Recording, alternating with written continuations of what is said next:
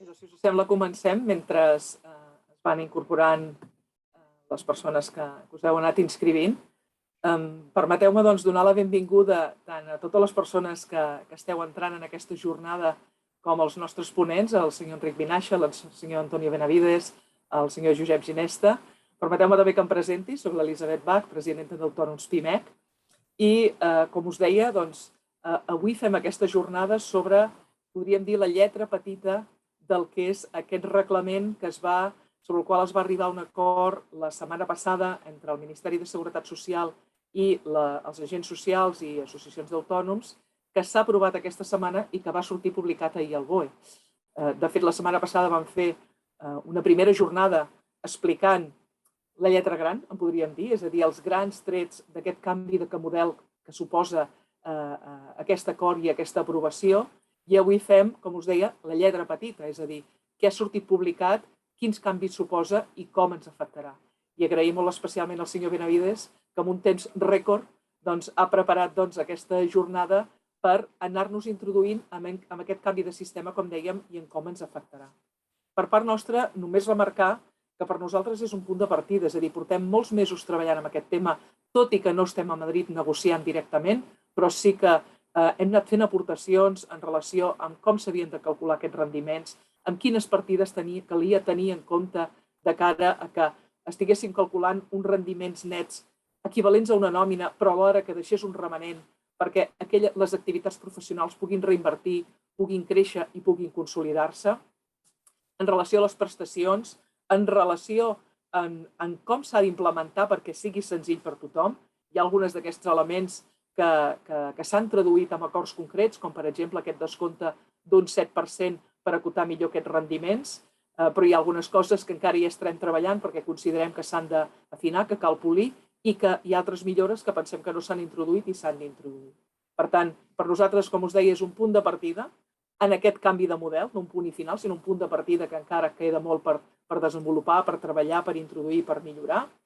I per tant, aquest compromís de continuar treballant per aquest tema i el d'avui per compartir, com dèiem, en què s'ha traduït i també en quins aspectes també hem d'anar incidint per part del que pugui comentar el senyor Benavides i de les inquietuds que us puguin sorgir i que podeu anar plantejant en aquest diàleg que teniu aquí a la part inferior del Zoom, que hi ha aquest apartat de Q&A, que són els Questions and Answers. Sense més preàmbuls, deixeu-me que us presenti el senyor Enric Vinaixa, que és el secretari de Treball del Departament d'Empresa i Treball de la Generalitat de Catalunya, que també ens farà aquesta introducció a la jornada. Endavant, Enric. Molt bona tarda a tots i a totes. Gràcies, Elisabet. Saludar el senyor Josep Ginesta, secretari general de PIMEC, i el senyor Antonio Benavides, que és moltíssimes coses, advocat, professor, àrbitre, exinspector de treball i també amic. En primer lloc, moltes gràcies per poder tenir un moment amb vosaltres. Serà breu perquè el que és més important per tots i totes i també per nosaltres és la visió del Real Decret que va tenir lloc ahir la seva publicació en el Diari Oficial, en el BOE. És bo que hagi nascut dels elements de concertació, en aquest cas de Madrid. És bo que hi hagi hagut incidència en la concertació, en l'acord. Això és positiu. Ens hagués agradat, també ho hem de dir, que com a administració, com a Generalitat, com a administració que focalitza molt especialment el treball autònom a Catalunya i que hi té molt a veure i té molt a dir també perquè coneix bé la realitat del treball autònom de Catalunya, haver pogut tenir alguna incidència, cosa que no ha estat, però bé, treballarem perquè sigui així i també per enfortir el nostre marc de concertació a Catalunya, el Consell Català del Treball Autònom al respecte. Bé, el canvi de model, com deia l'Elisabet, és evident i és un canvi de model que no neix espontàniament.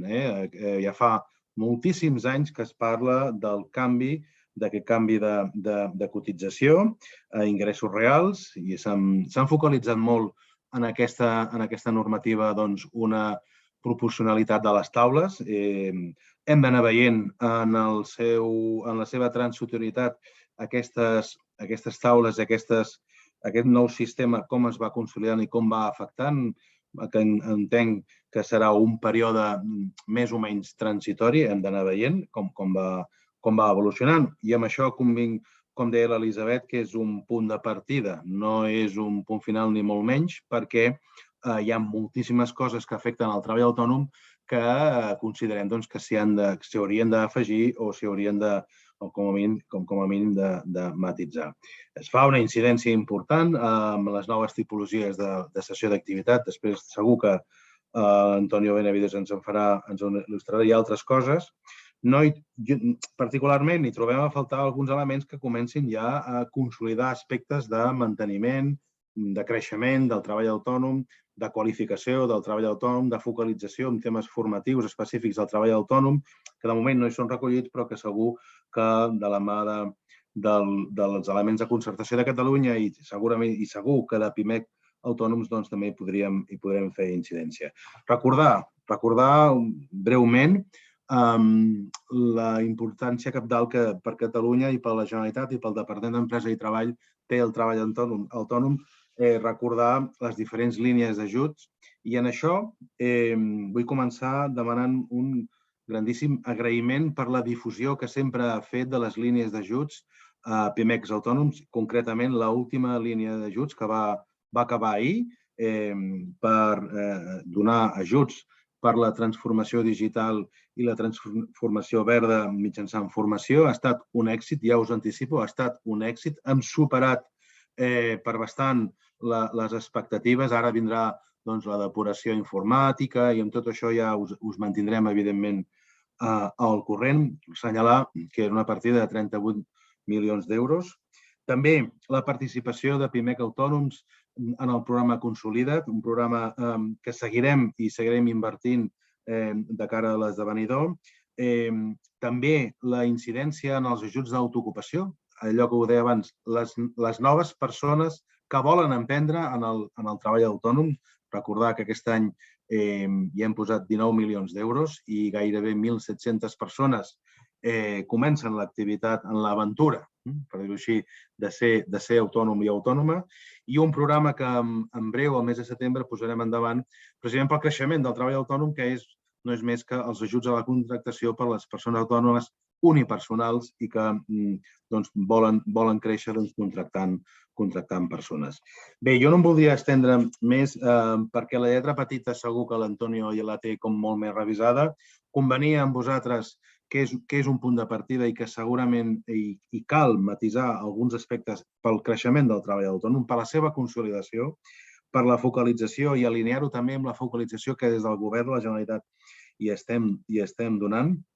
Com no dir que si ens han de donar més, hem de ser encara més competents al respecte, encantadíssims de ser-ho, cosa que en aquests moments segurament no és així, i que qualsevol línia d'ajut en el marc de concertació que caigui en el finals del 22, a l'any 23, segurament ens hi podem entendre en el marc de concertació que tenim a Catalunya al Consell del Treball Autònom. Incidir en el que dèiem abans. És un punt de partida. Segurament hi ha molts elements d'incertesa. Normalment, els elements que han sortit de la concertació o els acords de la concertació, quan es traslladen en una norma, tenen la seva complexitat perquè no s'hi poden tocar gaires comes, com ja ens va passar amb la reforma laboral. En qualsevol cas, segur que amb la saviesa del professor Antonio Benavides i amb l'ajut de PIMEC autònoms i la correlació amb la Generalitat, doncs segur que us podrem ajudar a tots i a totes. Jo ho deixaria aquí. Moltes gràcies i endavant amb la jornada. Aprofito perquè em quedaré una estona perquè segur que aprendrem molt. Molt bé. Moltes gràcies, secretari. Moltes gràcies per haver accedit d'una manera ràpida a poder acompanyar-nos a aquests instants als que puguis estar. Sabem que t'hem trastocat una mica l'agenda, però per acompanyar-nos en aquesta sessió de caràcter més tècnic que vam decidir organitzar ràpidament des de la presidència de PIMEC autònoms per aquesta setmana. Però també gràcies, secretari, per aquesta vocació que sempre has tingut i que sempre expresses de trobar mecanismes de concertació també en l'àmbit del treball autònom a Catalunya, amb aquest espai, amb l'espai que tenim des del punt de vista competencial, però sobretot amb la vocació que tenim de gestar, de construir consensos a Catalunya en una matèria tan important i que afecta a tantes i tantes persones empresàries com és el treball autònom. I per tant, agrair-te, aprofitar avui també per agrair-te aquesta vocació de concertació que ens porta a resultats positius com el que expressaves, que hi hagin convocatòries a les que en podem fer difusió, de les que podem ajudar a donar criteris, a donar opinió, a donar elements perquè valoreu a l'hora de treure-les, però que també després acaba tenint resultat, perquè acaba havent-hi concurrència, la gent s'hi apunta, la gent les aprofita i trobem la millor utilització dels recursos públics, que també és una de les funcions que ens correspon fer com a organització.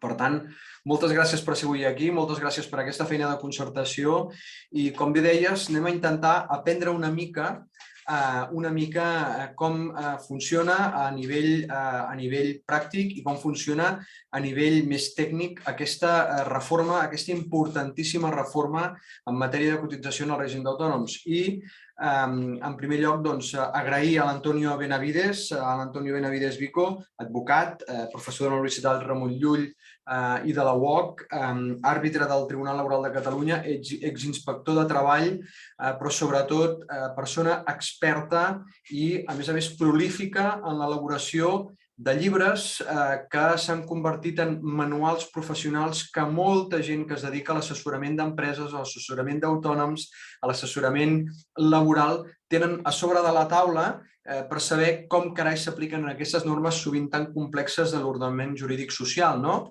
i especialment i específicament una persona amb un ampli bagatge en el món de la seguretat social i un expert important en matèria de cotització a la seguretat social i en matèria de reformes a la seguretat social. Per tant, tenim una persona de primer nivell reconeguda a nivell de l'Estat en la matèria, autor de diferents llibres que també parlen de les diferents reformes que hi ha hagut al règim d'autònoms i, per tant, molt coneixedor específicament del règim especial i, per tant, una persona de primer nivell avui per fer una exposició tècnica del contingut de la norma. I també li hem d'agrair que, a més, hagi accedit a participar d'una manera tan precipitada amb una reforma que, recordeu, que va ser publicada en el BOE just ahir al matí, i, per tant, ell l'exposició que farà la fa sabent que hi ha una reforma profunda, una reforma important, en la que hi haurà elements jurídics que haurem de debatre, que haurem de valorar en la seva aplicació els propers anys, però ell s'ha prestat avui a participar i acompanyar-nos amablement en aquesta sessió que hem volgut organitzar ràpidament per poder posar llum sobre aquesta reforma. Ho va dir la nostra presidenta la setmana passada i també ho ha dit el secretari avui, és una reforma que probablement és un punt de partida cap on ha de transitar la reforma en matèria de cotització dels autònoms, però nosaltres no voldríem que fos un punt d'arribada perquè considerem que hi ha coses a millorar, però sobretot coses que haurem d'anar veient quin abast tenen, quina aplicació pràctica acaben tenint i, sobretot, quines conseqüències acaben tenint i, òbviament, aquí és on PIMEC estarà sempre, com ha de fer sempre PIMEC i PIMEC Autònoms especialment, en aquest sentit d'intentar recollir aquelles qüestions que puguin fer que es millori a futur aquesta reforma importantíssima que hi ha hagut en el règim d'autònoms. Bé, en tot cas, feta aquesta presentació, li donaria la paraula al professor Benavides i us recordo, com ha dit la Georgina quan ha presentat la sessió, us recordo que tindrem habilitat a l'espai de Q&A, de Question and Answers, de preguntes i respostes, perquè feu les preguntes que considereu respecte a l'exposició que faci el professor Benavides o d'altres i després al final de la seva exposició tant ell com la nostra presidenta farien la resposta de les qüestions que hi hagin i sobre la marxa ho aniríem responent al final de la seva exposició. Antonio, si te parece, adelante con tu presentación, con tu exposición y agradecerte muchísimo que hoy nos acompañes y puedas ilustrarnos un poco y poner luz sobre esta importante reforma en el régimen de autónomos. Muchísimas gracias. Muy buenas tardes a todas las personas que asisten a esta sesión. Saludos telemáticos y agradecer muy sinceramente esta invitación que me hace la presidencia de PYME para estar con todos ustedes, hacer realce de la presencia del señor Enric Vinèxia, secretario de Treball del departamento, y pues saludos también telemáticos y especiales tanto a Elizabeth como al señor Ginesta por esta, vuelvo a indicar, reiterada confianza en mi persona. Antes de comenzar la sesión pensaba en esos cerca de 25 años que vengo colaborando con la entidad con mayor o menor intensidad, y hablaba y pensaba melancólicamente de la primera reforma de pensiones que tuve la oportunidad de comentar hace 25 años ahí en PYME. El tiempo ha transcurrido mucho, pero evidentemente seguimos con dudas, con planteamientos, y seguimos en un largo trayecto en el que las personas autónomas todavía tienen un punto de inflexión, un punto de recorrido que esta reforma evidentemente todavía no llega a abarcar, y que es un punto adelante, pero no es un punto final. Voy a compartir con todos ustedes la presentación que he elaborado.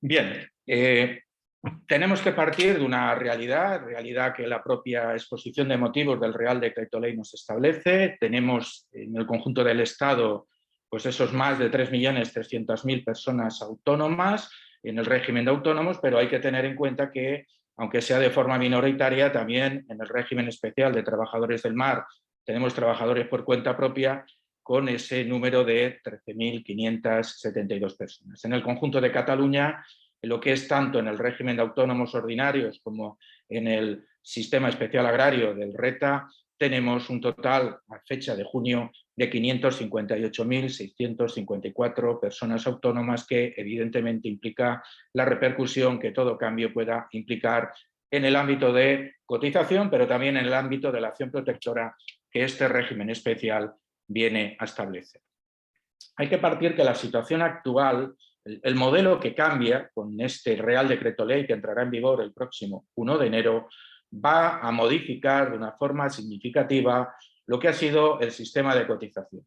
Hemos mantenido hasta la fecha un sistema de cotización basado en la voluntariedad, que la persona autónoma tenía de tener unos determinados tipos y bases de cotización, lo que determinaba el futuro de las prestaciones que con esas bases se generaban.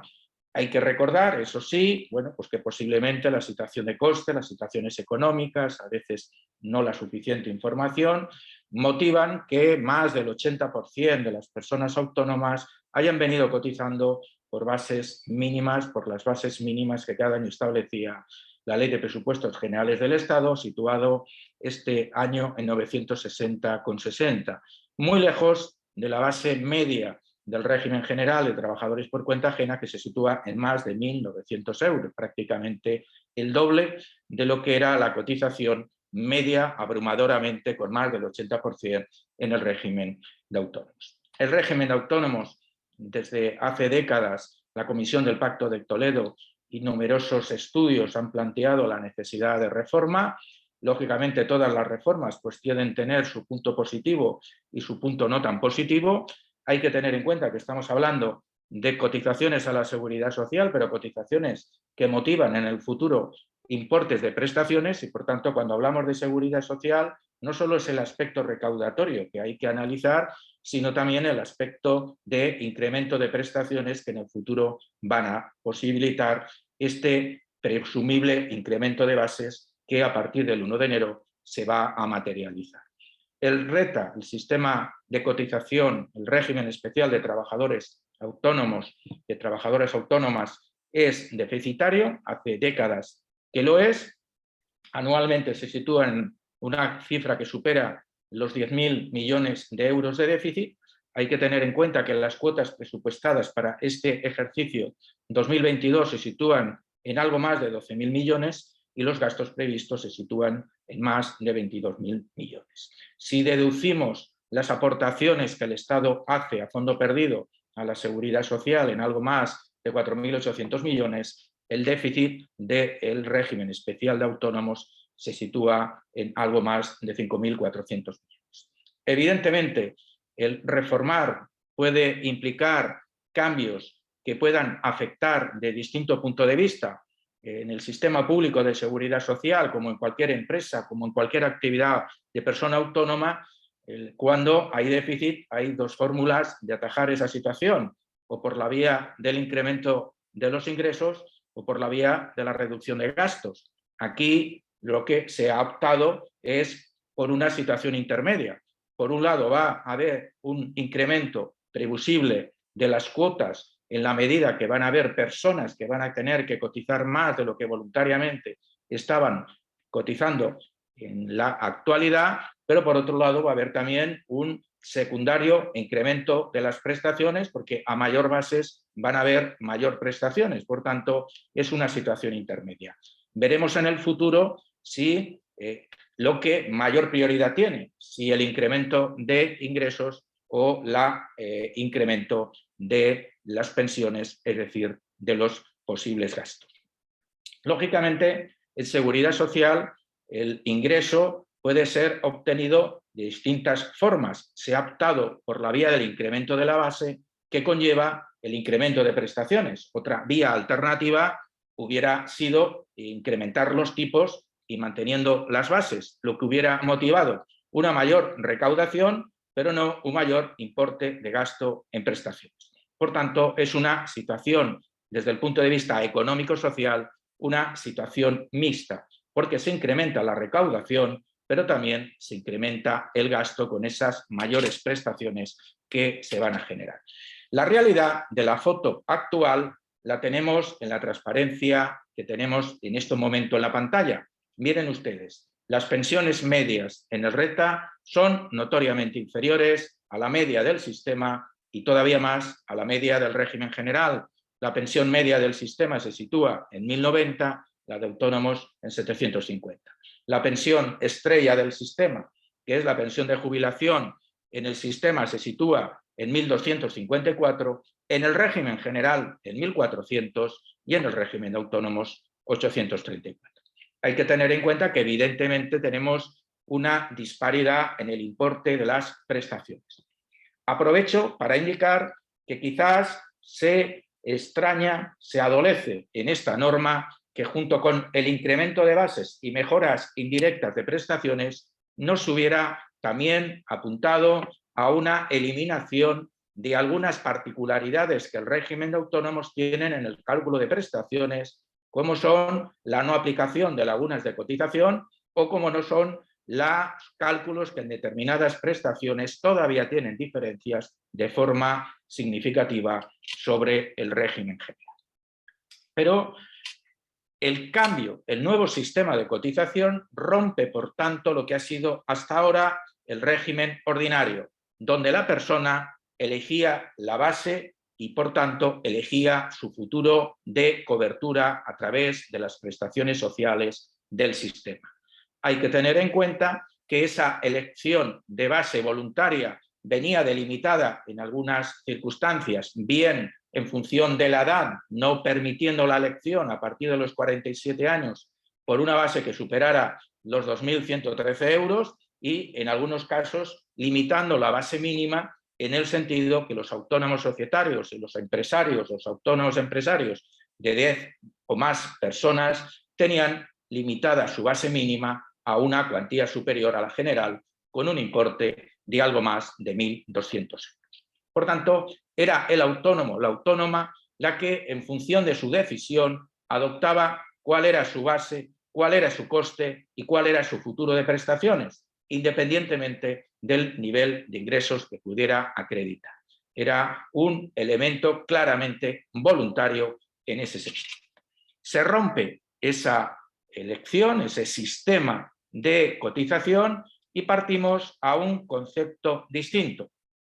No es extraño en el derecho comparado que los autónomos coticen por ingresos, lo tenemos en el ámbito de la Unión Europea en algunos estados, lógicamente con sistemas que no son totalmente equiparables al que se establecerá a partir del 1 de enero.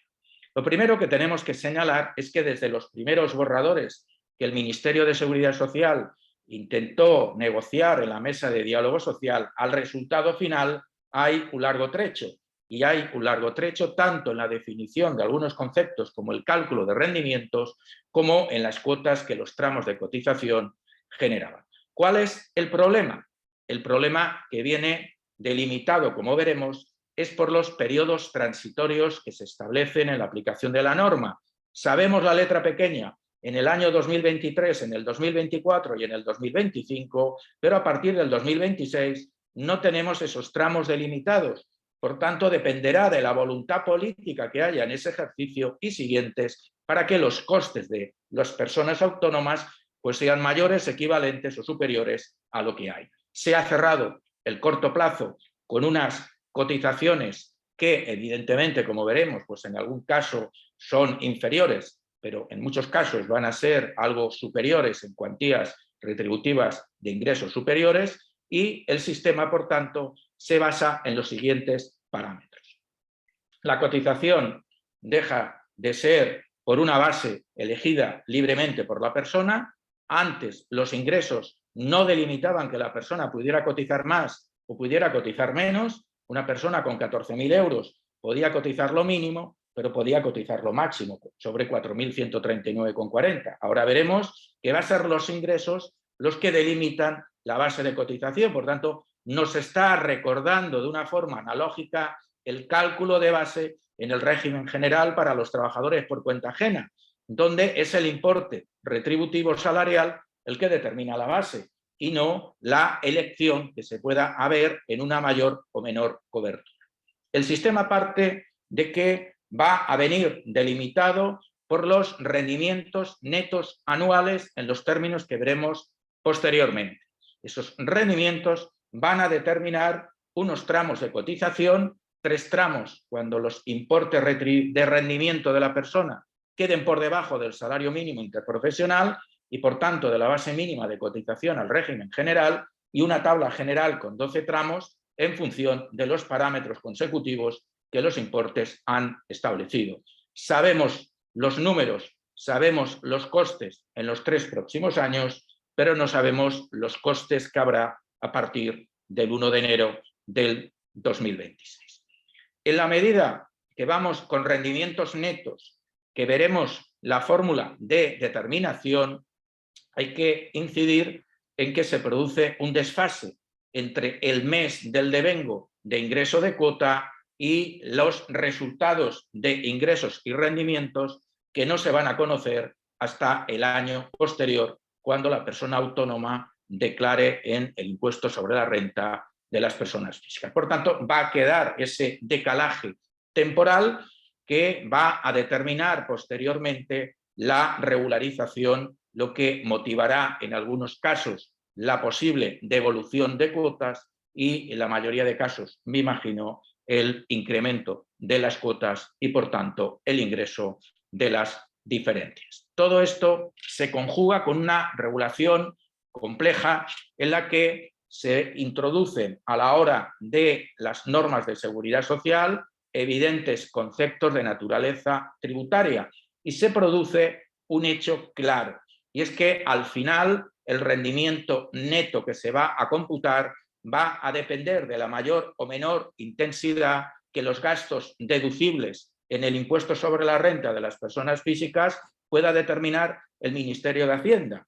Por tanto, hay que tener en cuenta que estaremos otra vez ante la política legislativa concreta de ampliar o reducir estos gastos para que el resultado en materia de bases de cotización a la seguridad social pueda ser mayor o pueda ser menor.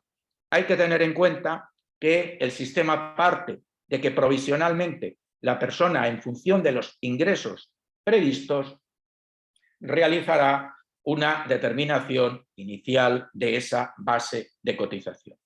Como veremos, se articula un mecanismo de ajuste anual en la medida que durante 6 veces al año podremos ir ajustando esa base al alza o a la baja. De forma que, si preveemos que los ingresos inicialmente previstos en el segundo trimestre, en el tercer trimestre, en el periodo temporal, nos va a permitir ajustar al alza o a la baja la base de cotización, para que la regularización posterior que vaya a hacer la tesorería sea en menor medida, con menos impacto económico. Lógicamente, si hay devolución, pues habrá devolución, pero si hay ingreso, como veremos, el ingreso hay que materializarlo en un plazo de un mes recibida la notificación y, lógicamente, si la cuantía es considerable, pues esto puede crear rigideces en la tesorería, en la liquidez de muchas personas autónomas que tengan que ingresar esa diferencia. Por tanto, el sistema parte de esa elección inicial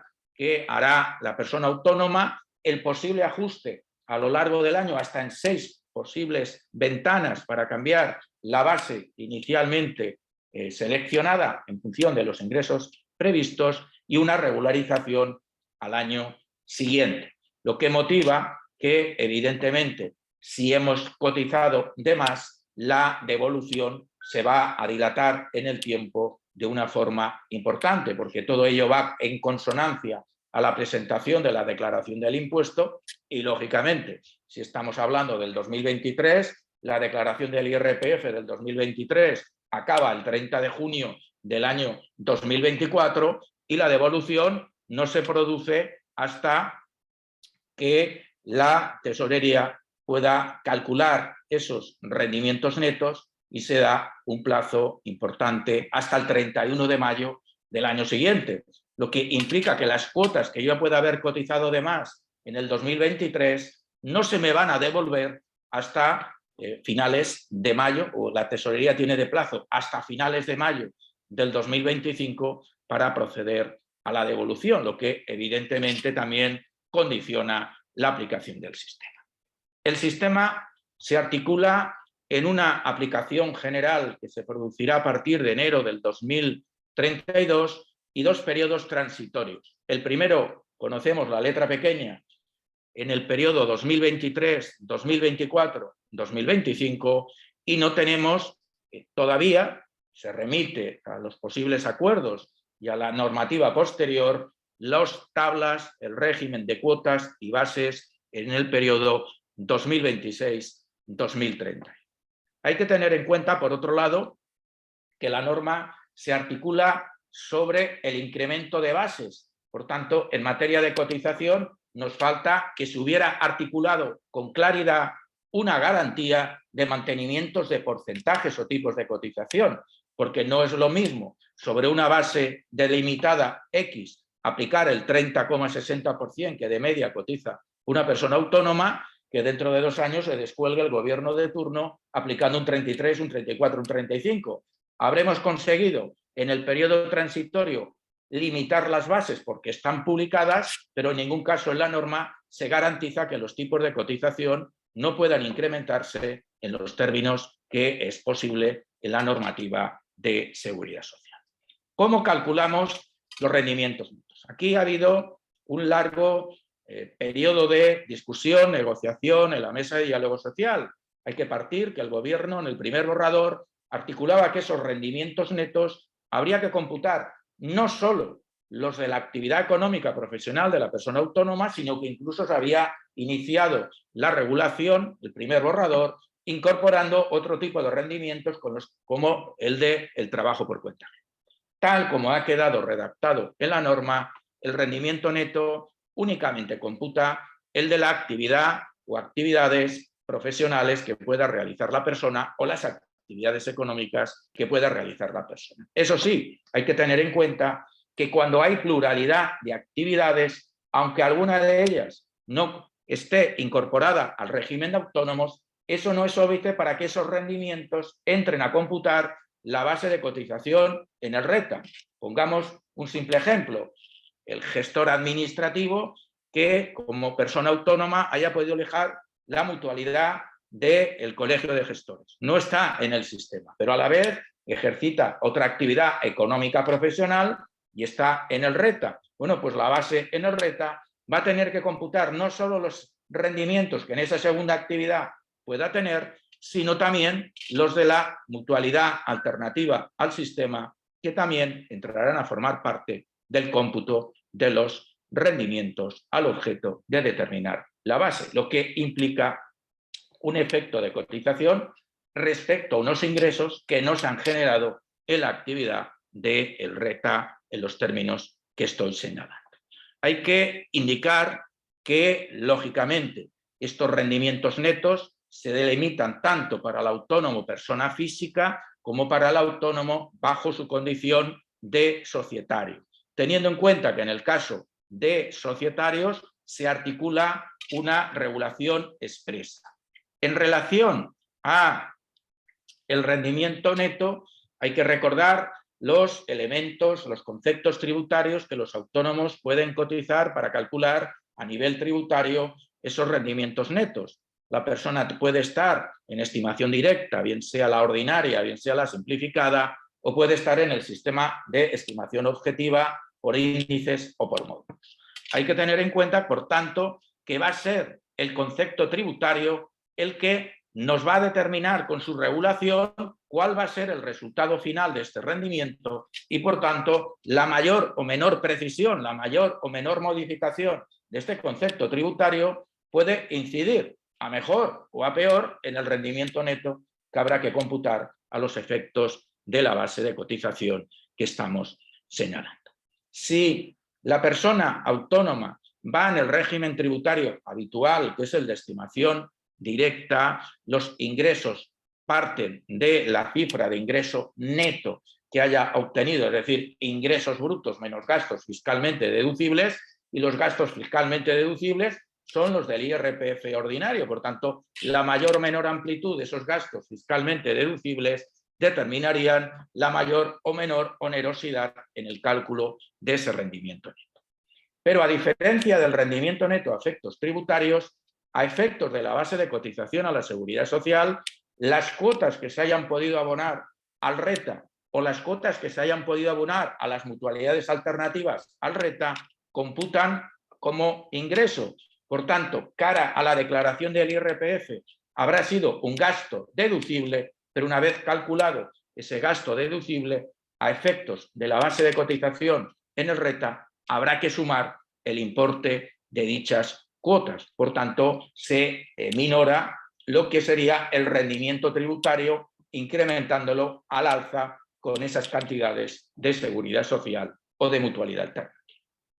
Una vez hemos obtenido la cantidad previa de rendimiento neto fiscalmente obtenido más el importe de cuotas que incrementa el resultado anterior, aplicamos como un gasto de amplitud mayor o menor el porcentaje del 7% con carácter general en autónomos, personas físicas, y de un 3% en el caso de autónomos societarios. Por tanto, el autónomo societario va a tener una menor reducción que el autónomo persona física. Y hay que partir también de otro elemento, aunque cada vez los elementos de cotización de las personas autónomas por estimación objetiva, es decir, por módulos, se ha venido reduciendo en los últimos años, todavía las personas que tributen en esa modalidad van a tener que computar su base de cotización en función del rendimiento. Y aquí la norma distingue.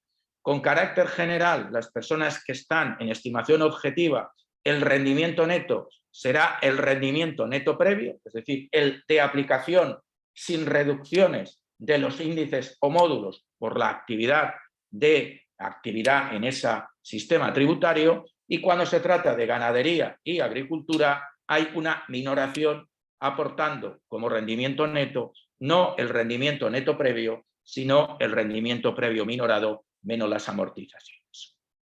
En los supuestos de comunidades de bienes en el que se aplica la atribución de rentas, pues será la imputación que a nivel del IRPF se haga al comunero o partícipe.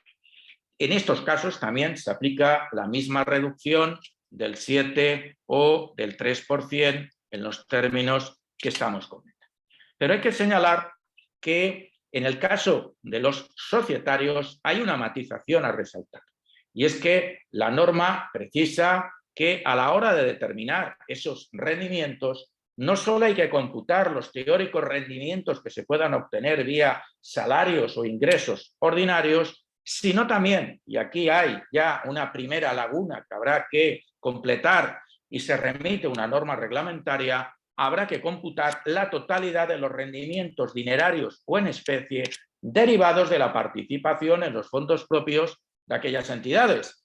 como puede ser con claramente los posibles dividendos que genere la participación en el capital de la entidad. Por tanto, junto con la retribución salarial que pueda tener el societario, persona autónoma, en este marco, habrá que incrementar también las cuantías que por otra vía puedan obtener otros rendimientos, y los más claros son los posibles dividendos que pueda repartir la sociedad.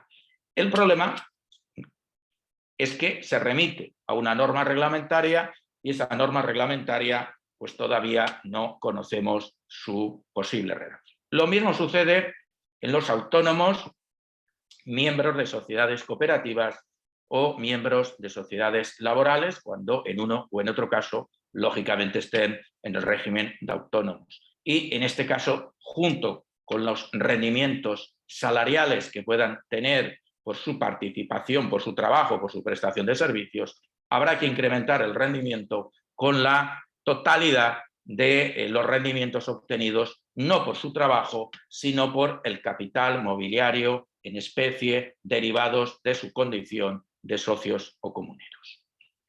Las cantidades, como hemos señalado, obtenido el rendimiento neto de una o de otra vía, consiste en aplicar como gastos genéricos en el caso de personas físicas el 7% y el 3% en el caso de societarios y sociedades laborales. Aquí se ha mejorado algo la reducción inicial, porque el borrador inicial hablaba de que estando un día como societario, aunque los 364 hubieras estado como persona física, ya te implicaba un 3% y no un 7% de minoración en gastos. Sin embargo, la redacción final ha elevado hasta 90 días. Por tanto, la persona que pudiera estar 60 días como autónomo societario y el resto del año como persona física tiene derecho a aplicar el 7% y no se aplicaría el 3% porque no ha llegado a 90 días la condición de societario en los términos que hemos indicado. Calculados los rendimientos netos, aplicados los gastos que estamos señalando, pasamos a las tablas en función de parámetros que distinguen. Tenemos una tabla general que con carácter ordinario empezará con el salario mínimo y por tanto con la base mínima de cotización al régimen general, y una tabla reducida cuando la persona tenga ingresos inferiores al salario mínimo. Esta determinación de las tablas nos delimitan además un efecto jurídico indirecto y, en mi opinión, importante.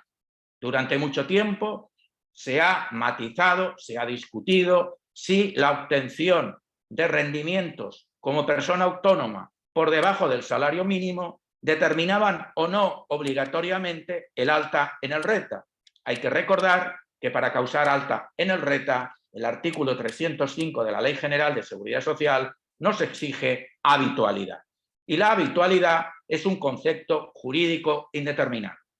En base a alguna sentencia delimitada para algún colectivo específico, se ha intentado en algunas ocasiones interpretar que por debajo del salario mínimo no había habitualidad y que por tanto la falta de habitualidad delimitaba la no obligatoriedad de causar alta en el RETA. Bueno, pues este criterio se rompe de una forma clara porque la tabla nos sitúa con ingresos inferiores al salario mínimo.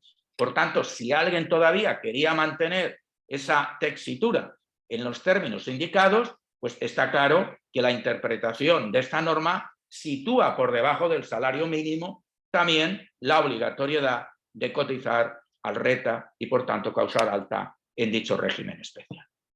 La tabla, por tanto, tenemos la tabla general a partir de rendimientos del salario mínimo y la tabla reducida para rendimientos inferiores a dicha cuantía.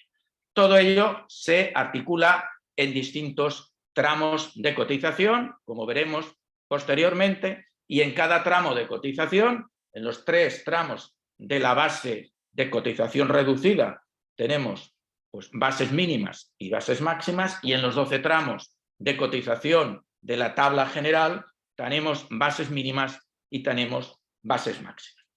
Ello delimita, por tanto, la necesidad de, como hace la modificación del reglamento de inscripción, afiliación, altas y bajas y el de cotización, el delimitar la fórmula en que tenemos que calcular esos rendimientos. El rendimiento anual neto, una vez minorado con el porcentaje del 7 o 30%, nos delimita una cantidad anual.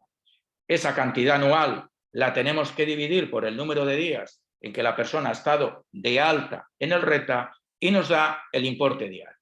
Lo multiplicamos por 30 y nos da el rendimiento neto mensual para ajustar ese rendimiento al concreto importe de la tabla. Por ejemplo, a título de mero ejemplo, una persona con 35.000 euros brutos que tuviera 7.000 euros de gastos deducibles, nos quedamos en 28.000. A los 28.000 le quitamos el 7% porque es persona física y los rendimientos computables a nivel anual se quedarían en 26.040. Si partimos que ha estado todo el año de alta en el RETA, nos sitúa en una cantidad, al dividir por 365 ese importe, en una cantidad diaria de 71,34 y a efecto del tramo de cotización, en una cotización, en una base, mejor dicho, en un importe mensual para aplicar el tramo de 2.140. ¿Qué sucede si la persona no ha estado todo el año? Pues, lógicamente, habrá que computar el periodo temporal que ha estado en el año. Imaginemos el mismo supuesto, pero que la persona ha estado 120 días con una baja de incapacidad temporal. Imaginemos que son los mismos rendimientos. El rendimiento obtenido, la reducción, se situaba en 26.040 euros, pero ahora ya no dividiremos por 365, porque ha estado 120 días de baja y esos días de baja, como veremos, no son objeto de regularización y por tanto no entran en el cálculo del módulo económico. Dividiríamos por una cantidad de 245 días, lo que nos implicará que en lugar de un módulo económico de 71 euros día, pasamos a un módulo económico de 106 euros diarios, o lo que es lo mismo en términos mensuales, hemos pasado de 2.140 promediando todo el año a 3.188, lo que nos incrementará lógicamente el salto de tramo y por tanto la cantidad de base de cotización.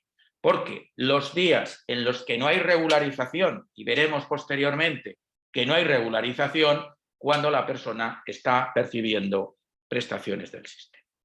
El sistema, por tanto, volvemos a insistir que parte de esa elección inicial, en ese ajuste anual y el carácter provisional de esas bases con el cálculo final cuando la Administración tributaria tenga los datos en virtud de las declaraciones comunicadas por el autónomo o la autónoma y por ello con la posible situación. Hay que tener en cuenta que esa libre elección inicial de base en función de los ingresos que vamos a prever a principio de año tienen un límite mínimo y es en el caso de las colaboradores familiares de la persona autónoma que colaboren con ellos en la actividad o en el caso de autónomos societarios. En este caso no se les va a permitir, así como en el caso ordinario vamos a poder estar por debajo de las bases mínimas del tramo general, en el caso de colaboradores familiares o de societarios, la idea es que transcurrido el periodo transitorio no puedan cotizar como mínimo ya de entrada menos que la base mínima del régimen general. Transitoriamente y para el año próximo esa base mínima será de 1.000 euros. Por tanto, por mucho que sus ingresos previstos pudieran ser de 600 euros mensuales, muy lejos del tramo general, su base mínima inicial no va a poder ser inferior a los 1.000 euros que establece una de las disposiciones transitorias de esta norma. En el supuesto de altas de oficio por la inspección o tesorería se aplican normas específicas. Hemos comentado que la persona autónoma elige la base en función de los ingresos previstos, que esa base se puede ir ajustando 6 veces al año y que puede ir a más o menor importe. Cuando la persona autónoma presente la declaración del IRPF al año siguiente, recordemos que si no cambia el calendario hasta el 30 de junio del año siguiente, con los datos que automáticamente la Administración Tributaria facilitará a la tesorería hará los cálculos y en función de los rendimientos netos calculados en la fórmula indicada, verá si los ingresos han sido superiores a los tramos de cotización que se han venido cotizando o los ingresos son superiores o inferiores. Y por tanto, la respuesta de la regularización será en una fórmula u en otra. Hay que tener en cuenta que si los ingresos al cabo del año han sido superiores a los importes por los que se ha cotizado, pues habrá una diferencia. De oficio la tesorería notificará la cantidad a ingresar y no hay un plazo muy elevado para llevar al ingreso, porque en el mes siguiente a recibir la notificación la persona autónoma tendrá que efectuar el mismo. No genera intereses ni recargos, lógicamente estamos dentro del plazo reglamentario de ingreso conforme a la normativa de seguridad social, pero posiblemente aquí, pues igual que la administración tiene un plazo mayor para efectuar las devoluciones, hubiera sido quizás acorde con la necesidad económica de muchas personas autónomas que en lugar de ser un único mes para poder ingresar, que hubiera sido un plazo mayor para poder facilitar las diferencias en cuotas, ingresos que ello puede motivar. En el caso que los ingresos, por contrario, sean inferiores, por tanto, hemos previsto unos ingresos y al final los ingresos han sido inferiores, hemos cotizado por una cantidad superior. En este caso, la tesorería procederá de oficio a la devolución. La tesorería notificará de oficio al interesado o interesada esa cuantía de devolución y producirá la devolución. Pero la devolución no se materializará hasta el 31 de mayo del año siguiente. Por tanto, las cuotas del 2023, si hemos tenido una cantidad superior a la que al final los ingresos delimitan, lógicamente la declaración del 2023 la presentaremos en el 2024 y a partir del 30 de junio la Administración Tributaria comunicará a la tesorería. Si hemos cotizado de más, la tesorería tiene hasta el 31 de mayo del 2025 para efectuar la devolución. Por tanto, la administración siempre juega con las cartas marcadas para ingresar, para percibir, para cobrar. Nos da un mes desde la notificación, pero para devolver nos sitúa hasta el 31 de mayo de 2 años posteriores al ingreso de las cuotas para proceder a efectuar la devolución. Hay que tener en cuenta que ese cambio de sistema de lo voluntario a lo que determinan los ingresos, hay una excepción. Aquellas personas que a fecha 31 de diciembre del 2022 vengan cotizando por una base superior, aunque los ingresos delimiten una base inferior, si quieren podrán rechazar la devolución de cuotas y materializar esa cotización superior y mantenerla para generar prestaciones superiores. Por contrario, la persona que no tenga antes de 31 de diciembre una base superior a la que determine el tramo de cotización, no habrá, en principio reconocido, derecho de opción. No me devuelva usted porque yo quiero tener en el futuro una jubilación mejor. No, la tesorería de oficio devolverá. Y el único supuesto en los que la persona podrá decir, oiga, no me devuelva usted, lo cotizado, cotizado está, y esto me sirve para el futuro generar mejores beneficios. Esto únicamente producirá aquellas personas que a 31 de diciembre tengan bases superiores a las que el nuevo sistema delimite. Por tanto, aquellas personas que les pudiera interesar de una forma económica tener en cuenta que los ingresos pueden ser reducidos, pero que les interesa mantener bases de cotización alta, pues lo recomendable, si quieren, es que en lo que queda de año puedan incrementar las bases para poder utilizar, si es el caso, esta disposición transitoria que le permite incrementar la cotización por encima de las bases que delimite el rendimiento neto obtenido en los términos que estamos indicando.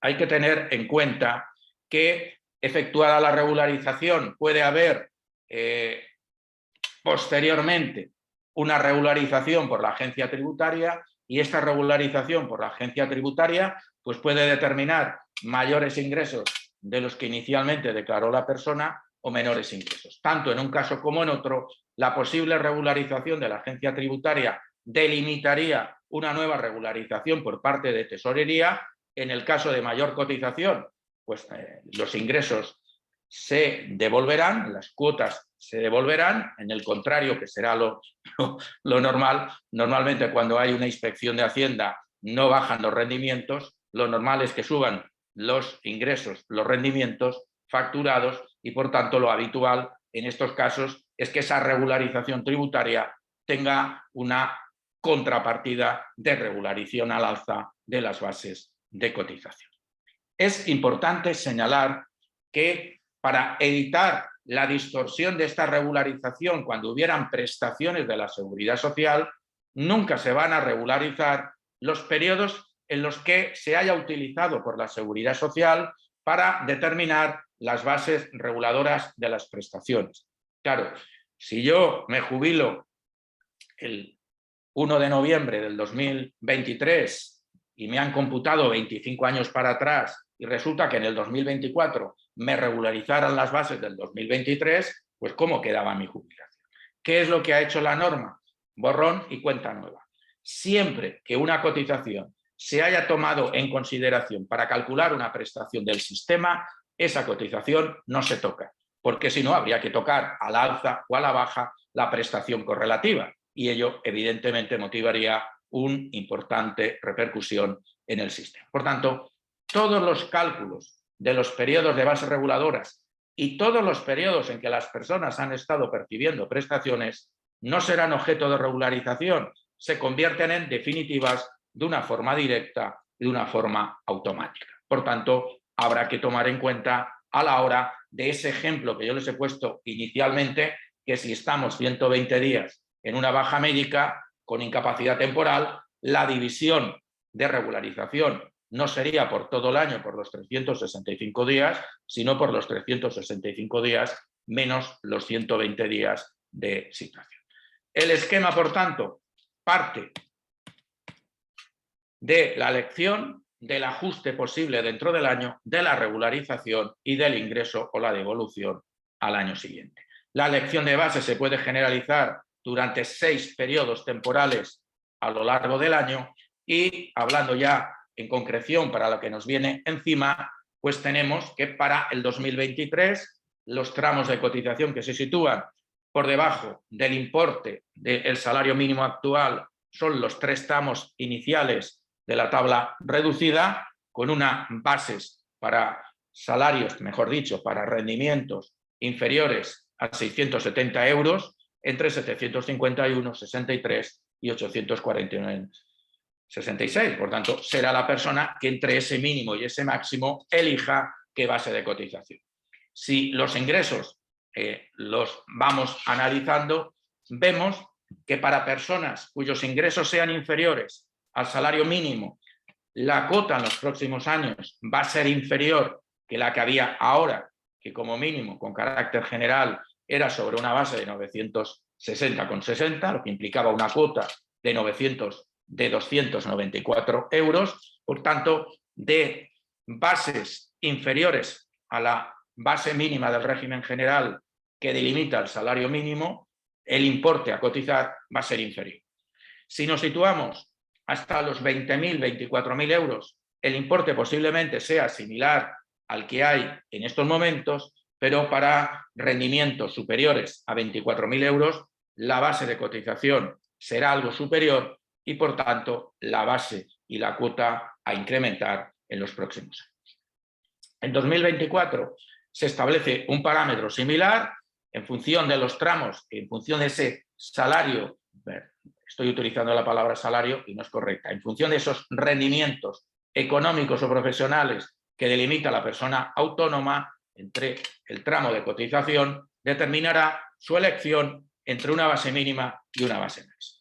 ¿Podrá la persona que tenga unos rendimientos del tramo 5 poder cotizar en lugar de lo máximo 2030 por 4.139? La respuesta que tal como está redactado no podrá. Tendrá que ajustarse a la elección en función de sus rendimientos. Y la única posibilidad que nos va a permitir que si la persona, aun teniendo unos rendimientos del tramo 5, quiere estar en la base máxima de cotización, vuelvo a insistir, es si a 31 de diciembre de este año su base es superior a la que estamos comentando. Es la única ventana, la única puerta para ello. En el 2025 tenemos los tramos también en bases mínimas y máximas y a partir de aquí pues no sabemos lo que va a ocurrir. Y por tanto, a partir de aquí es una de las dudas importantes que cara al futuro vamos a mantener estos tramos con unas bases tanto ajustadas que la negociación, la larga negociación en la mesa de diálogo social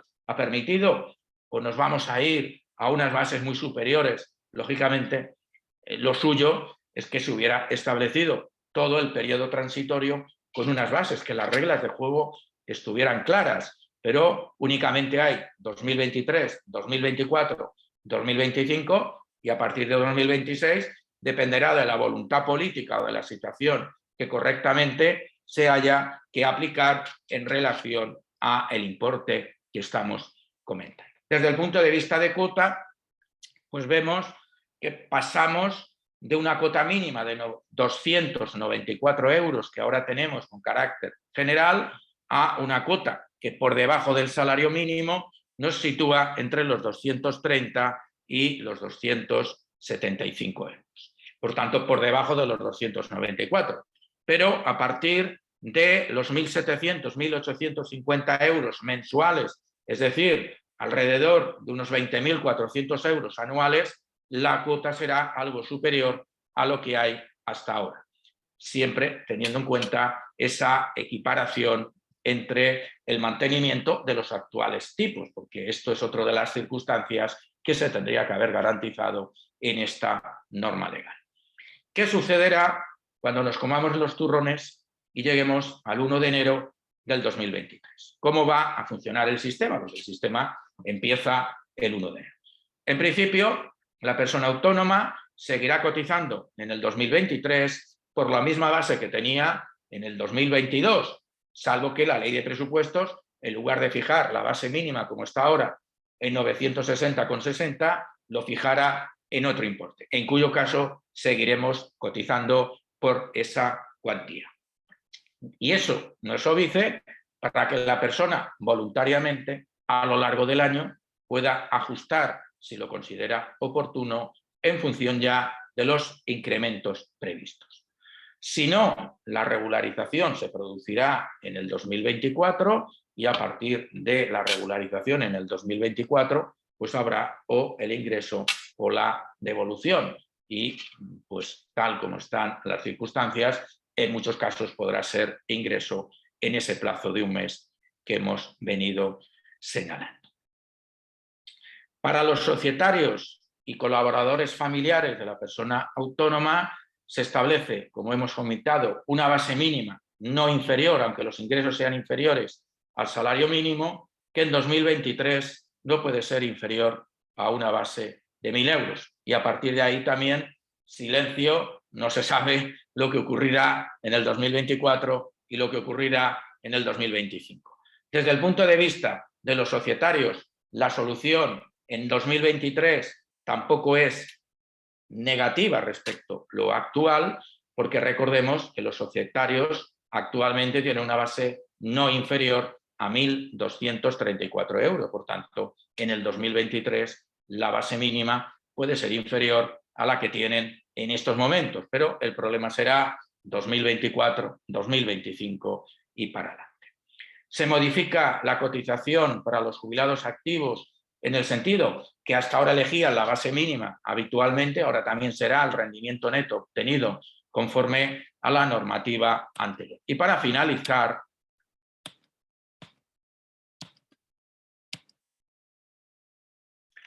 hay algunas menciones que es necesario comentar también. Por un lado, que se modifica el artículo 1 de la Ley 20/2007 que regula el Estatuto del Trabajo Autónomo y adiós, Pampa querida, la posible regulación de la cotización a tiempo parcial que los autónomos tenían pendiente de desarrollo reglamentario desde julio del 2007. Por tanto, hemos esperado estos 15 años para nada, porque se ha modificado el artículo y del artículo desaparece esa mención a la cotización a tiempo parcial.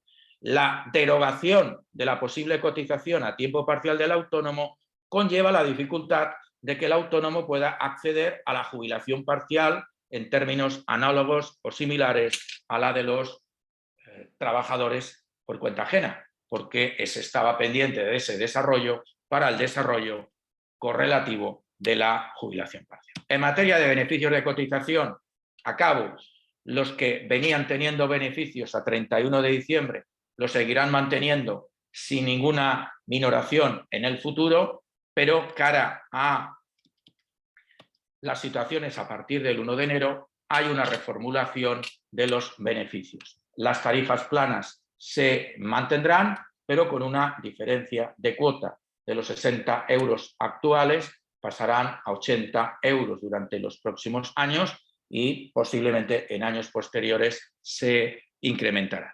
Y luego hay alguna novedad con la inclusión de una bonificación nueva en el caso de hijos afectados de cáncer. Cuando la persona está percibiendo esta prestación, habrá un beneficio de bonificación del 75% de la persona autónoma y un mayor beneficio en la reincorporación de la mujer autónoma tras el nacimiento. En la regulación actual, la bonificación duraba 12 meses y en la nueva regulación, a partir del 1 de enero, la bonificación durará 24 meses. Por tanto, una corrección técnica al alza.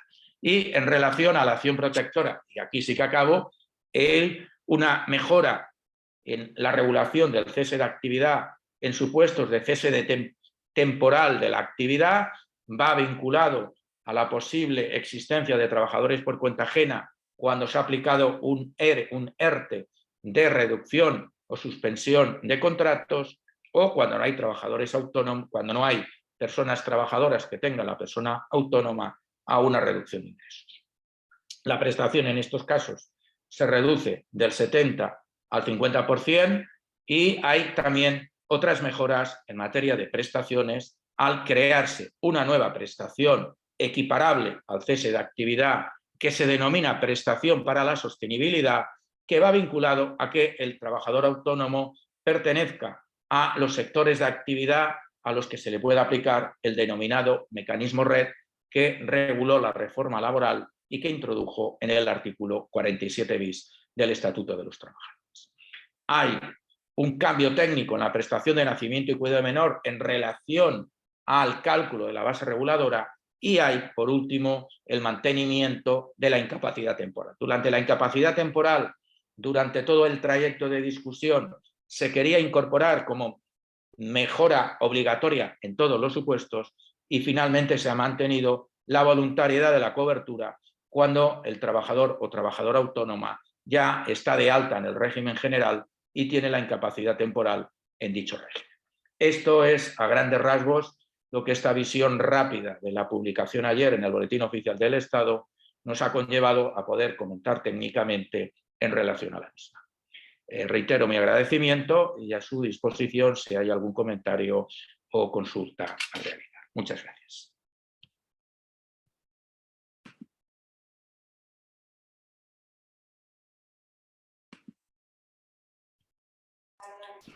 Bien, muchas gracias Antonio por tu exposición clara y concisa, además entrando en temas que pueden ser de debate acerca de cómo debemos interpretar el contenido de la norma y la afectación que va a tener. Surgen inquietudes acerca de cómo lo vamos a aplicar a la práctica, surgen inquietudes y reflexiones acerca de cómo va la administración a controlar este complejo sistema y cómo se van a cruzar datos, etcètera, etcètera, però en tot cas, com us proposàvem a l'inici, tots aquells que vulgueu fer preguntes, que vulgueu plantejar qüestions, que vulgueu plantejar dubtes o aclariments sobre l'exposició que ha fet el professor Benavides, doncs en l'apartat de Question and Answers del Q&A podeu plantejar-les. I si te parece, Antonio, empiezo por plantearte alguna de las preguntas que nos plantean. La primera es de Eva González, y nos dice que el 46.5 del Real Decreto Ley nos dice que si la base de cotización de promedio mensual está comprendida entre la mínima y la máxima mensual del tramo que corresponda por aplicación de la regla cuarta del cálculo de la base, no procederá a la regularización de las bases de cotización y cuotas provisionales, pasando a tener estas la consideración de definitivas. Dice, entonces la pregunta que se formula es, según este artículo, si queremos pagar por la base mínima y elegimos pagar la base mínima dentro del tramo 8, aunque al final del ejercicio los rendimientos netos nos dan que podríamos haber pagado dentro del tramo 7, como el importe entra dentro de la mínima y la máxima, ¿no va a haber devolución del exceso de cotización? Lógicamente, si está entre el tramo, pues está dentro del tramo para lo bueno y para lo malo. Si hemos superado el tramo, tendríamos el ingreso. Si estamos dentro del tramo, no va a haber devolución. Por tanto, el tramo es lo que juega para lo bueno o para lo malo, no solo para lo malo, sino para lo bueno y para lo malo. Por tanto, si nuestro rendimiento neto mensual, calculado conforme hemos intentado analizar, está dentro del tramo, no hay devolución ni hay ingreso. O por lo menos así se desprende. Lógicamente, estamos hablando de una norma que todavía tiene que tener su desarrollo, sus criterios y su aplicación, pero tal de literal de la norma parece que si estamos dentro del tramo es para una cosa y para la otra. La siguiente pregunta, que también es de Eva, es si se mantiene la posibilidad de darse de alta y de baja de autónomo 4 veces al año. Sí, recientemente a este Real Decreto Ley se han modificado 2 veces el reglamento de inscripción a afiliaciones altas y bajas, el 84-97, y de hecho este Real Decreto Ley vuelve a modificar el último de los reglamentos publicado recientemente, el 27 de junio. Y en esos cambios normativos anteriores a esta norma que estamos comentando, se mantiene la posibilidad de las altas y bajas en los términos que ya se había regulado. Por tanto, hasta 3 altas y hasta 3 bajas al cabo del año, el efecto es el del cese de la actividad o el del inicio de la actividad. Eso no se modifica. Otra pregunta, en este caso de Sandra Fuster, es ¿en qué afectará a los que actualmente tienen una jubilación activa? Bueno, afectará que, claro, el jubilado activo, como lo que cotiza, salvo para la incapacidad temporal o accidentes, ya no implica una cotización para mejorar cobertura de la jubilación futura, hasta ahora lo lógico y lo habitual es que el jubilado activo eligiera la base mínima y cotizara, por tanto, sobre la base mínima, cotizara por IT, cotizara por accidentes y el 9% de solidaridad. ¿Cuál es el cambio? Que como cualquier otra persona autónoma, si el jubilado activo es una persona autónoma, pues no irá sobre su elección de base mínima, sino que irá en función del rendimiento neto que, como cualquier otro autónomo, haya podido determinar. Por tanto, si está en el tramo 8, pues su base de cotización será la del tramo 8. Lo que sucede es que en lugar de cotizar como cualquier autónomo el 30,60% de la base, pues cotizará solo por IT, cotizará por accidente de trabajo y el 9% de solidaridad. El cambio, por tanto, se materializa en el que, como en cualquier otra persona autónoma, no va a elegir la base, sino que la base vendrá delimitada por los rendimientos netos que en la actividad obtenga en esa situación de jubilación activa. Muy bien. Otra pregunta que nos hace Eva González también es ¿qué pasa con los autónomos en situación de pluriactividad?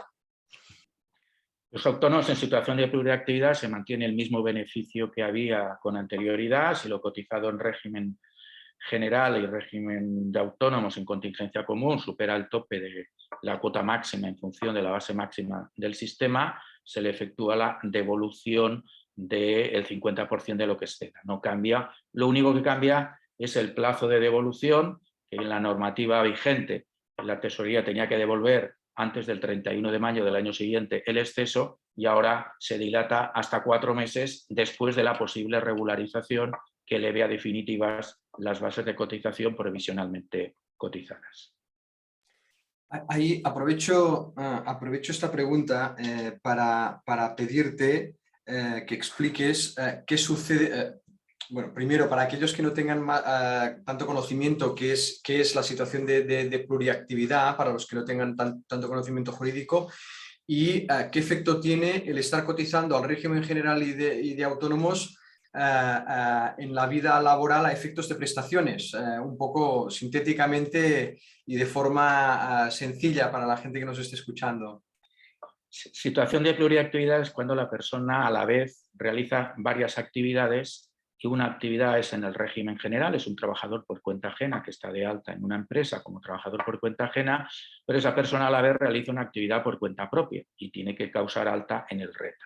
Por tanto, está cotizando a la vez en el régimen general por el trabajo que hace como cuenta ajena en la empresa y en el RETA como trabajador por cuenta propia. ¿Qué es lo que sucede? Como cuando se calculan las prestaciones, por mucho que hayas cotizado, todo lo que exceda en estos momentos de 2.818, la base, el tope máximo de pensión, no sirve para nada. Claro, si la persona en el régimen general, imaginemos que ya está en pensión máxima, en base máxima de 4.139,40 y cotiza, aunque sea por la base mínima del RETA, 960,60, está cotizando en total por una base de cerca de 5.000 euros, cuando la pensión máxima está limitada a 2.818. Y por tanto, esa cotización que está haciendo, en parte no le sirve para nada. A esos efectos, cuando se da este supuesto en que lo que cotiza en el régimen general y lo que cotiza en el régimen de autónomos supera el importe de cuota máxima que se obtiene de obtener la base máxima de cotización, que en estos momentos es 4.139,40, sobre ese importe le aplicamos el 28,30 y esto da una cantidad de algo más de 12.000 euros. Pues bien, si entre lo que he cotizado en el régimen de autónomos y lo que he cotizado en el régimen general supera esos 12.000 euros, es algo más de 12.000 euros la cuantía concreta, supera esa cuantía, el exceso nos devuelve la tesorería el 50% de lo que he cotizado en el RETA. ¿Por qué? ¿Cuál es la razón? Porque no me sirve para generar mejoras de prestaciones, porque la pensión máxima está topada y, por tanto, como no sirve para nada, me devuelve parte de lo que he cotizado. Esa devolución es del 50% y se devuelve de oficio por parte de la Tesorería General de la Seguridad Social. ¿Qué efectos tiene cotizar en una situación de pluriactividad? Pues, lógicamente, si independientemente en cada uno de los regímenes generamos prestaciones, cobramos prestaciones dobles. La persona que está en pluriactividad y tiene una baja médica, tiene la AIT por el régimen de autónomos y tiene la AIT por el régimen general. La persona que está en pluriactividad y se produce el nacimiento o cuidado de un menor, cobra la prestación de cuidado de hijos por el régimen general y cobra la prestación de cuidado de hijos por el régimen de autónomos. Y cara a la prestación estrella del sistema, que es la jubilación, si en cada uno de los regímenes acredita la cotización exigida de 15 años en toda la vida laboral y 730 días en los últimos 15 años, cobra pensión por el régimen general y cobra pensión por el régimen autónomo. ¿Qué sucede si en uno de los dos no acredita? Pues en estos casos, siempre que no se superpongan en el tiempo, se suman a los efectos del cálculo. Es decir, 15 años en el régimen general y 12 años en el régimen de autónomos no superpuestos son 27 años de cotizados al sistema. Por tanto, cuando calculamos la jubilación, aunque reconozca el régimen general, serán 27 años cotizados y por tanto cobraremos más importe de pensión que si solo nos hubieran computado los 15 años que hemos cotizado al régimen general. Bueno, estos son temas complejos y no sé si esto es posible clarificarlo de una forma tan sintética. Bien, yo creo que sí, porque has clarificado el concepto, has dado algunas concreciones, yo creo que sí, tampoco era objeto, pero me parecía interesante porque ha habido alguna pregunta más acerca de ello, de personas que están en situación de pluriactividad y que pedían concreciones y yo creo que con lo que has explicado lo has aclarado. Otra pregunta que nos hace también Eva es la tarifa plana de 80 euros solamente será por un año. Y la pregunta que nos hace es si el segundo año se puede solicitar si los ingresos son inferiores al salario mínimo y pide la aclaración de si es así.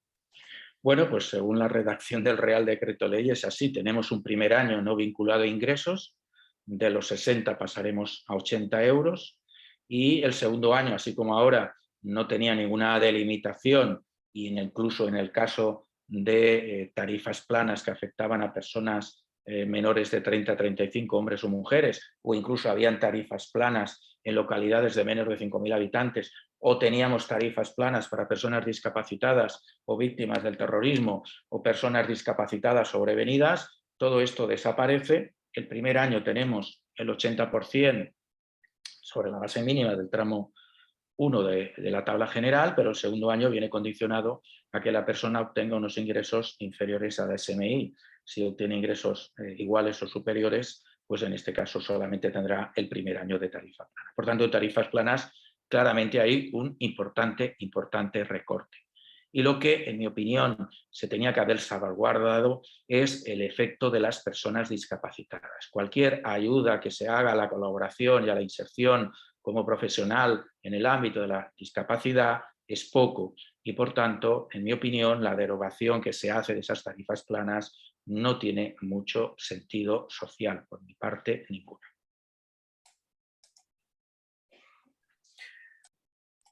Muy bien, gracias Antonio y compartir seguramente la valoración que te haces también de esa cuestión de las personas con discapacidad. Karen Tenorio nos pregunta, en el caso de las mujeres autónomas con un hijo a cargo de más de 18 años, si tienen alguna bonificación. Si tienen un hijo menor de 18 años. Mayor de 18. Bueno, en principio, por tener hijos, en principio no hay ninguna bonificación en el RETA. Sí que hay una bonificación en el caso del nacimiento o la adopción. Si la mujer autónoma se reincorpora, hasta ahora tenía una bonificación, una especie de pseudo tarifa plana durante 12 meses y a partir del 1 de enero, como he comentado, se incrementa a 24 meses. Por tanto, habrá 12 más de bonificación. Pero el tener un hijo o una hija, lo único que produce es cara al futuro cobrar el complemento de brecha de género en la jubilación, pero cara a bonificaciones tener un hijo de más edad no produce ninguna bonificación. Menores de 12, si queremos conciliar, sí que hay una bonificación, pero con más de 18 no hay ninguna aplicación. Muy bien. Otra pregunta que nos hace Jordi Pifarré, nos pregunta si se tienen más de 40 años cotizados, ¿hasta qué año se podrá acceder a la jubilación activa a los 65 años? Bueno, con 40 años, lógicamente ya estamos al 100% de la base reguladora, por tanto, aunque la base reguladora, el porcentaje se va a incrementar hasta los 37 años de forma progresiva, si ya se tiene 40, pues ya se tendrá tener el 100%, salvo modificaciones de mayor rango que no son previsibles. Lo que habrá que cumplir es el segundo requisito. La jubilación activa exige el 100% de la base reguladora, que se cumple con los 40 años, pero hay que cumplir el segundo requisito y es retrasar la edad de jubilación un año sobre la edad legal. Por tanto, la persona con 40 años se puede jubilar a los 65, pero para ser jubilado activo se tendrá que jubilar con 66. Si no se jubila con 66 años, no podrá acceder a la jubilación activa. Bueno, esto parece un examen de facultad casi, ¿eh? Casi. Una pregunta que tiene que ver con una cuestión que te planteo directamente y es si se mantiene vigente el derecho de opción del trabajador autónomo por una base de cotización superior a la que se determine por la norma de cálculo, ¿no? Y si existe esa opción de topar o de poner una cantidad de cotización superior. Porque hay preguntas acerca de qué sucede si existe un límite para los mayores de 47, qué sucede para aquellos que toparon la base antes de los 47, cómo les afecta, y entonces si puedes explicar de alguna forma esta cuestión cómo queda. Bien, las limitaciones que había por edad a los 47 años, que fijaba que no se podía elegir una base superior a 2.113, esto desaparece porque como con carácter general pues aplicamos los rendimientos. Por tanto, si el de 50 años tiene unos ingresos de 45.000 euros, pues cotizará por el tramo de 45.000 euros, independientemente que tenga 47, 45 o 50. Eso desaparece. ¿Puede elegir la persona con carácter general una base superior al tramo en el que queda encuadrada en función de sus rendimientos? La respuesta es que no está regulado y, por tanto, en su contrario, esa posibilidad únicamente se mantiene, y lo he insistido en mi exposición, aquellos que tengan una base superior a 31 de diciembre. Es decir, si yo el 31 de diciembre de este año tengo una base en autónomos de 3.500 euros y el año que viene mi tramo de cotización me sitúa en una base de cotización de 2.400, yo podré seguir manteniendo los 3.000 euros o los 3.500 que tenía este año. Pero si no es así, yo, si estoy en el tramo quinto, podré elegir entre la base mínima y la base máxima del tramo quinto. No me podré ir a los 4.139,40, ni a los 3.800, ni a los 3.700. Únicamente se permite esa opción a aquellos que a 31 de diciembre de este año tengan una base superior a la que el rendimiento económico delimite de tramo de cotización. Únicamente y exclusivamente a estos. Muy bien, claro y concreto. Otra pregunta que nos formulan es ¿qué sucede con los profesionales que no cotizan en el RETA sino a través de mutualidades? ¿Cómo se ven afectados? Bueno, en principio esta modificación no afecta a la cotización de las mutualidades alternativas. Es cierto que es presumible que haya un cambio paralelo en la cotización a las mutualidades alternativas. Hay que tener en cuenta que para que la mutualidad sea alternativa a día de hoy, la cuota que se paga a la mutualidad no puede ser inferior al 80% de la cuota mínima en el RETA.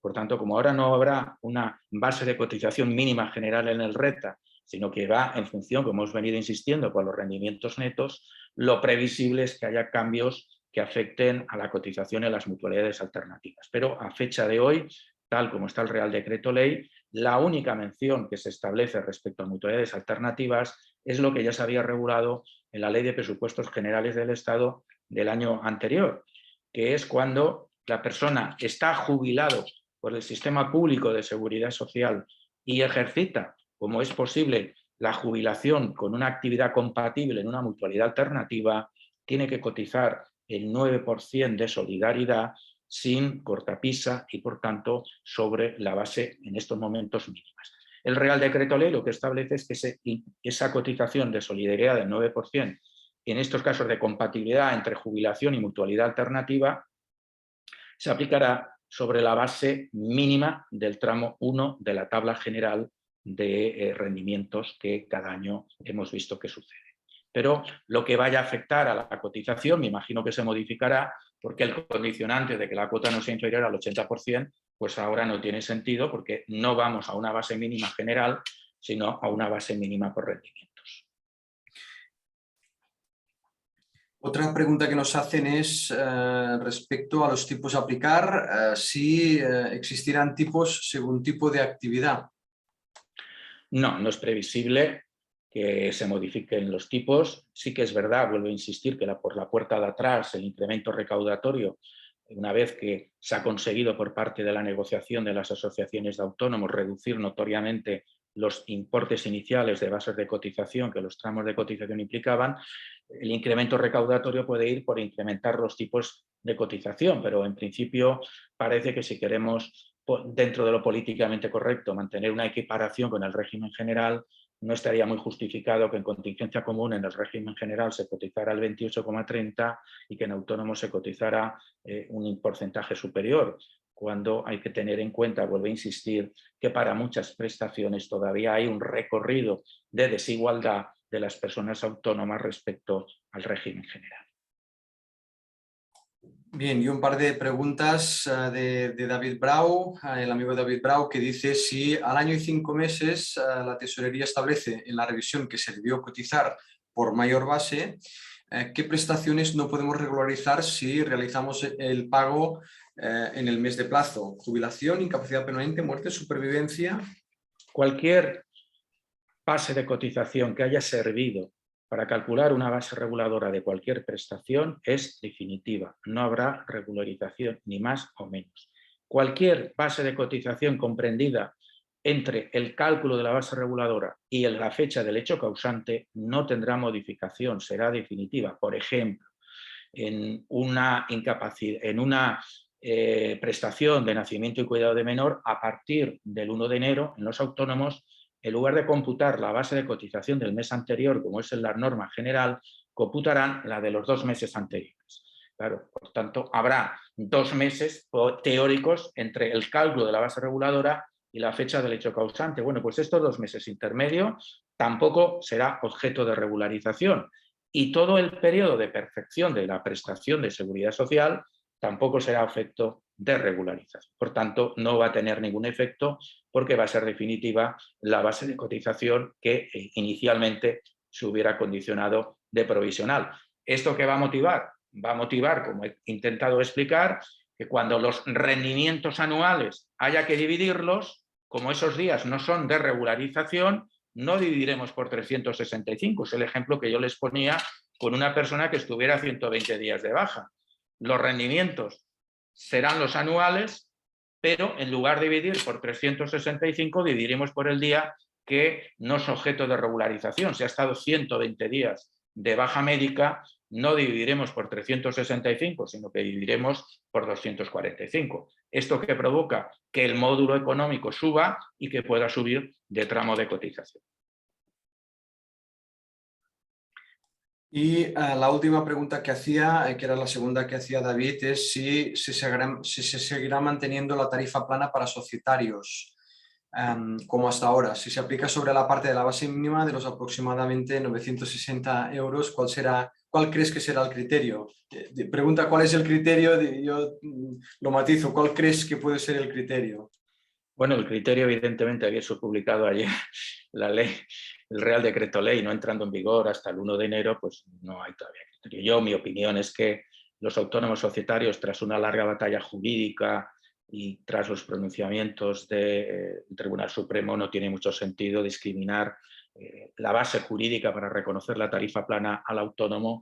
Es que el artículo 1 del Estatuto del Trabajo Autónomo declara trabajo autónomo tanto a la persona física como al autónomo societario. Por tanto, esa desigualdad de considerar que el autónomo societario no era autónomo no tenía razón ni entidad jurídica. En mi opinión, se debe mantener y no veo lógico que haya un criterio en sentido contrario. Lógicamente, la tarifa plana se reduce en cuanto, como hemos visto, el periodo de duración. En algunos casos va a quedar reducido a 1 año y, por tanto, pues lo previsible es que esa situación se mantenga. Hay que señalar que el cambio normativo en las tarifas planas implicarán que a los efectos de las prestaciones se seguirá manteniendo el cómputo sobre la base mínima del tramo 1 de la tabla general y, por tanto, a los efectos de las prestaciones de IT, de nacimiento o similares, se va a seguir aplicando algo similar a lo que hay ahora. Pero ahora tenemos una base mínima general, pero a partir del 1 de enero tendremos bases mínimas en cada uno de los tramos y se aplicará la base mínima del tramo 1 de la tabla general.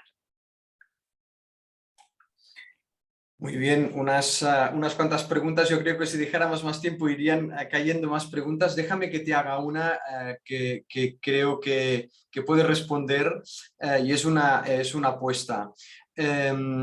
Vamos a situarnos en una complejidad importante a nivel de relación interadministrativa entre 2 organismos, entre Tesorería General de la Seguridad Social, entre Agencia Tributaria. Y también a lo largo de la pandemia hemos visto las dificultades de las administraciones, quizá no tanto para gestionar sus propios datos, sus propias bases, sino en esa parte más compleja de la relación interadministrativa, ¿no? La apuesta es, vamos a ver en la aplicación de este sistema la Administración de la Seguridad Social, que era modélica a nivel europeo y había sido reconocida como e-administración, como administración electrónica por los avances que había hecho, o nos vamos a encontrar con una administración que con este sistema y con el volumen de datos que van a manejar se va a parecer más con la administración electrónica que hemos visto a lo largo de la pandemia, que ha tenido muchas dificultades para poder aterrizar la respuesta a los administrados, ¿no? A los profesionales, a los autónomos, a la ciudadanía en general. Bueno, mi opinión es que yo creo que pocas administraciones como concretamente la de la Seguridad Social y concretamente la Tesorería General de la Seguridad Social, los avances técnicos, informáticos, telemáticos han sido muy relevantes en las últimas décadas.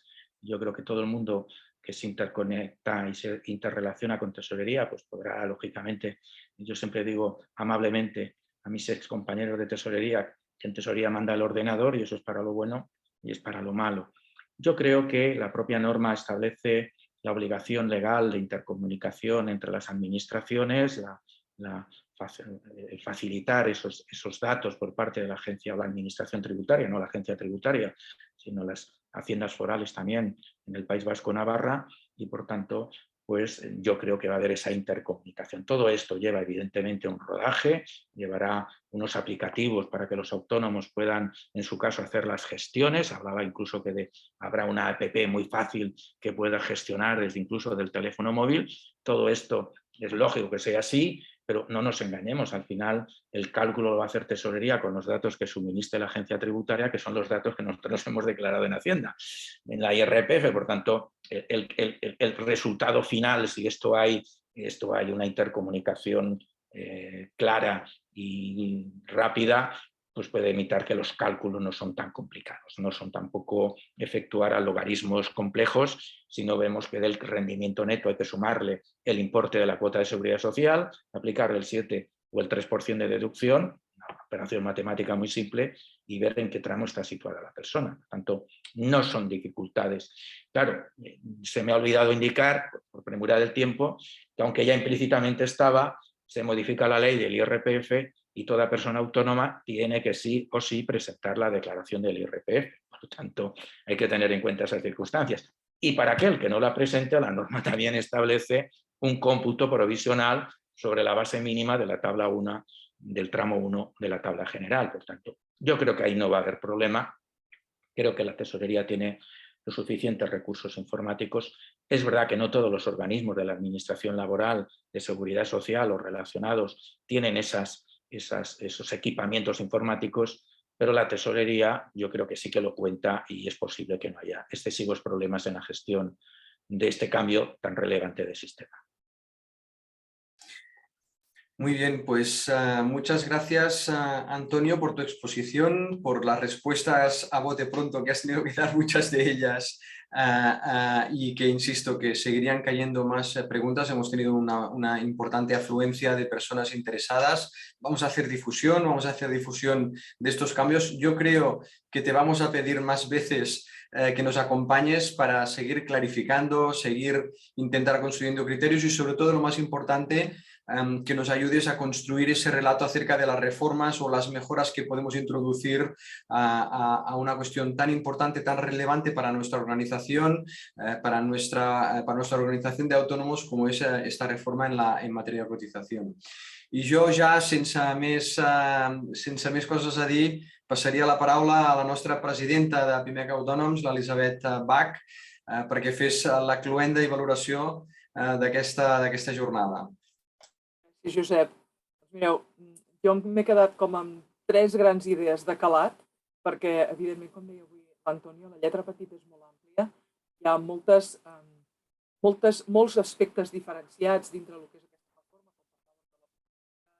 del tema de la jubilació activa, de les prestacions per conciliació, per maternitat, del tema del cessament de l'atur. Però jo m'he quedat com amb 3 grans idees pensant ja com a entitat, com a Autònoms PIMEC. La primera és un tema que compartim, que és que hem arribat a unes taules, però no hem arribat a unes regles del joc clares, i per tant vol dir que d'aquí 3 anys, que ens sembla que és molt enllà, però el temps corre de pressa, no pot estar en base a una voluntat política, hi ha d'haver-hi realment unes regles del joc que tothom tingui clar i que la gent pugui planificar-se aquesta visió més a mig termini que suposa una cotització, i a més agafant referents a Europa, que abans tu has tret el tema però no hi hem entrat, on veus que salvant distàncies, perquè no tots els sistemes són comparables, però sí que els percentatges al voltant dels quals s'està movent a Europa està al voltant del 18%, tinguent en compte que no tots els sistemes són equiparables. Però, evidentment, hem de trobar la manera que hi hagi una cobertura i que el col·lectiu la puguem pagar. Per altra banda, hi ha un altre concepte que has comentat, sobretot amb aquest apartat societari, on hi ha unes diferències importantíssimes i quan estem parlant de que un percentatge molt important, un 30% del col·lectiu són societaris, formen part de microempreses, on aquesta vinculació amb l'empresa és molt important i, per tant, entenem que pot haver-hi una sobrecotització, doncs és important continuar-ho treballant.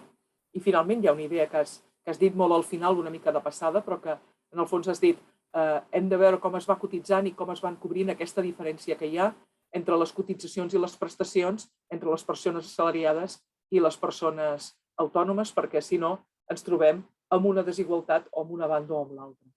Per mi serien com els 3 grans elements de calat i, a més, reitero el que deia el Josep, que avui és una primera trobada amb aquesta lletra petita, però que hauran de venir diverses sessions més, perquè, com deien, hi ha molts matisos, hi ha molts aspectes i haurem d'anar-hi entrant tant abans de començar l'1 de gener com una vegada haguem començat, perquè aniran sortint coses i s'hauran d'anar resolent i s'hauran d'anar creant, com dieu els tècnics, em sembla que en dieu jurisprudència, i si no, permeteu-me una paraula assimilable.